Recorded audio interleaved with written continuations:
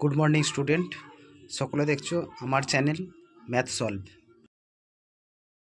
সাতের দাগে কি বলেছে, একটি ঘনকের ধারগুলির দৈর্ঘ্য সমষ্টি 60 সেমি হলে ঘনকটির ঘনফল কত? তাহলে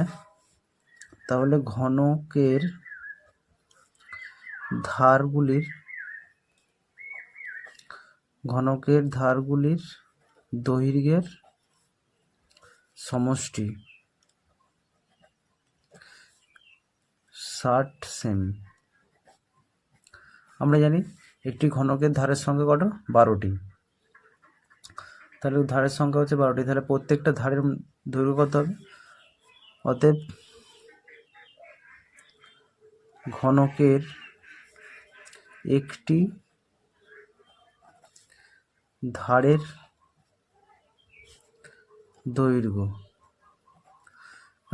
মোট সমষ্টি যেহেতু 60 বসাও, 12টা ধার আছে, তাহলে 12 দিয়ে ভাগ করলে একটা ধারে পেয়ে যাব, সমান 12 5 60, 5 সেমি। তাহলে একটি ধারের দৈর্ঘ্য 5 সেমি। তোমার প্রশ্ন করেছিল ঘনকটির আয়তন কত। ঘনকটির আয়তন কত? তাহলে ঘনকের আয়তনের সূত্র কি? বাহু কিউ। অতএব ঘনকের আয়তন সমান বাহু কিউ, মানে 5-এর কিউ। 5-এর কিউ কত হয়? 5 5 25, 25 5 125, 125 ঘন সেমি।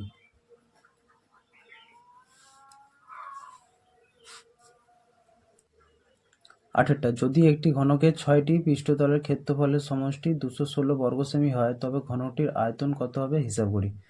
বলছে যদি একটি ঘনকের 6টি পৃষ্ঠতলের ক্ষেত্রফলের সমষ্টি, মানে 6টা পৃষ্ঠতল আছে, তার মধ্যে তার ক্ষেত্রফলের সমষ্টি মানে 6টার যোগফল হচ্ছে 216 বর্গ সেমি হয়, তবে ঘনকের আয়তনটা কত হবে? ঘনকের 6টি তলের মোট ক্ষেত্রফল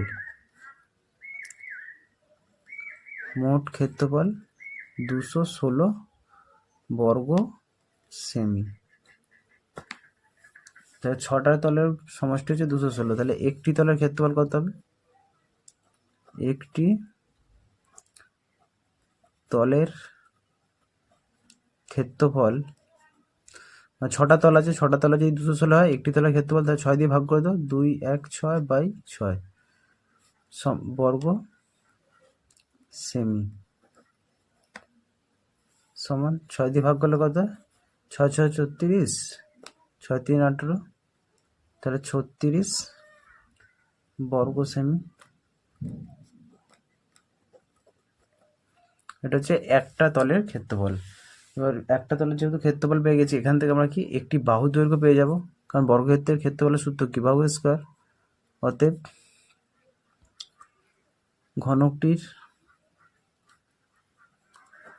ঘনকটির একটি বাহুর দৈর্ঘ্য সমান √36। কেন √36 হলো? কারণ আমরা কি জানি, বর্গক্ষেত্রের ক্ষেত্রফলের সূত্র বাহু স্কয়ার।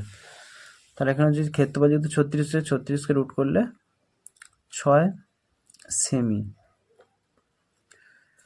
তাহলে ঘনকটির একটি বাহুর দৈর্ঘ্য হচ্ছে 6 সেমি। তাহলে অতএব ঘনকটির আয়তন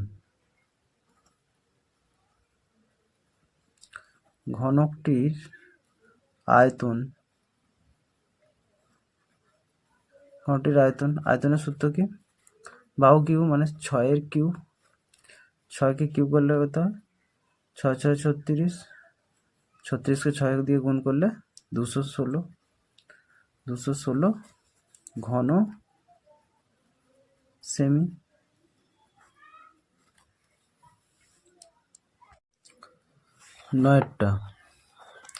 9টা কি বলেছে? একটি সমকোণী চৌপলের আয়তন 432 ঘন সেমি।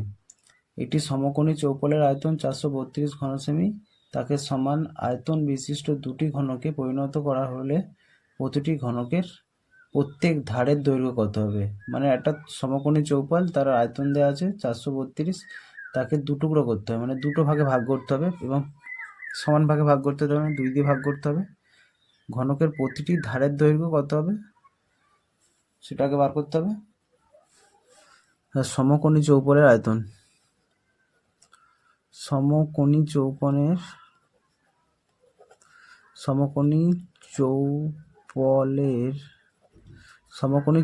আয়তন,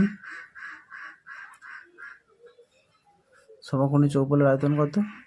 432 ঘন সেমি, 432 ঘন সেমি। এবার তাকে সমান আয়তন বিশিষ্ট দুটি ভাগে ভাগ করেছে, তাকে দুটি ভাগে ভাগ করলে প্রতিটি ঘনকের আয়তন, দুটো ভাগে ভাগ করার ফলে প্রতিটি ঘনকের আয়তন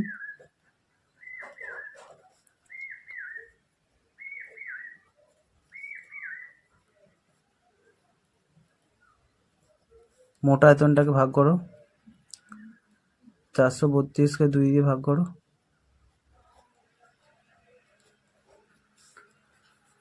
2 2 4, 2 16 32, 216 ঘন সেমি। তাহলে একটি ঘনকের আয়তন 216 ঘন সেমি। তোমাকে বলেছে প্রত্যেকটা ধারের দৈর্ঘ্য কত, প্রতিটি ধারের দৈর্ঘ্য, ঘনকটি প্রতিটি ধারের দৈর্ঘ্য ধরি, ঘনকটির প্রতিটি ধারের দৈর্ঘ্য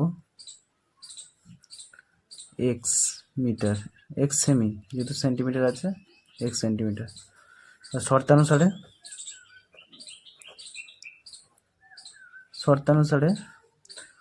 তাহলে শর্তানুসারে এক্স কিউ ইকুয়াল টু 216 বা এক্স সমান 216কে 6 গুণিতক 6 গুণিতক 6 বা এক্স সমান 6।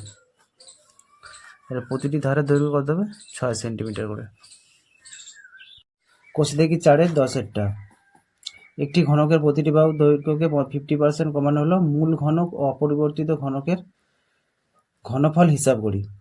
তাহলে এখানে বাহুর দৈর্ঘ্যটা জানি না, তাহলে বাহুর দৈর্ঘ্যটা যা ছিল তার যে আয়তন বেরিয়েছিল, তারপর 50% কমানোর পর যে আয়তন বেরিয়েছে, দুটোর অনুপাত জিজ্ঞাসা করেছে। ধরি ঘনকের বাহুর দৈর্ঘ্য সমান a সেমি, বাহু দৈর্ঘ্য a সেমি হলে আয়তন ঘনকের আয়তন সমান a কিউব ঘন সেমি। এবার বলছে ঘনকের বাহু দৈর্ঘ্য 50% কমানো হলো, ঘনকের বাহুর দৈর্ঘ্য 50% কমানো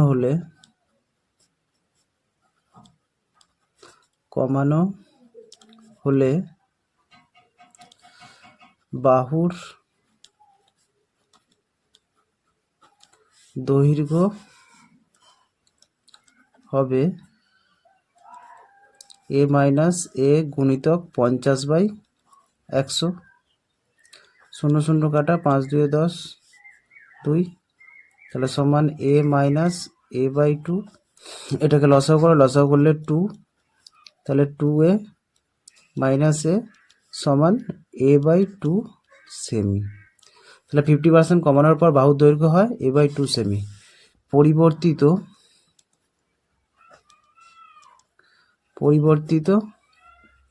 ঘনকের আয়তন, পরিবর্তিত ঘনকের বাহুর দৈর্ঘ্য কত? a/2, তাহলে a/2 তার কিউব সমান a/8 ঘন সেমি। আর তোমাদের প্রশ্ন করেছিল যে প্রথম যে ঘনকটা, মানে হচ্ছে প্রথম ঘনক কত বেরিয়েছে a কিউব, আর দ্বিতীয় পরিবর্তিত ঘনকটা বেরিয়েছে a/8, দুটোর অনুপাত বার করতে। তাহলে মূল ঘনক ও পরিবর্তিত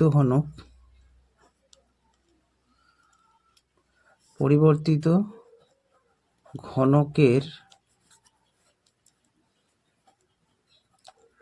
আয়তনের অনুপাত। তাহলে প্রথম আয়তনটা কি, এ কিউ ইজ টু, দ্বিতীয়টা কি এ কিউ বাই 8 সমান সমান এ কিউ গুণিতক 8 বাই এ কিউ কাটা গেল সমান 8:1। এটা হচ্ছে তাহলে মূল ঘনক আর হচ্ছে পরিবর্তিত ঘনকের আয়তনের অনুপাত। এর আগের পার্টটি ডেসক্রিপশনে দেওয়া আছে। তোমরা এতক্ষণ দেখছিলে ম্যাথ সলভ।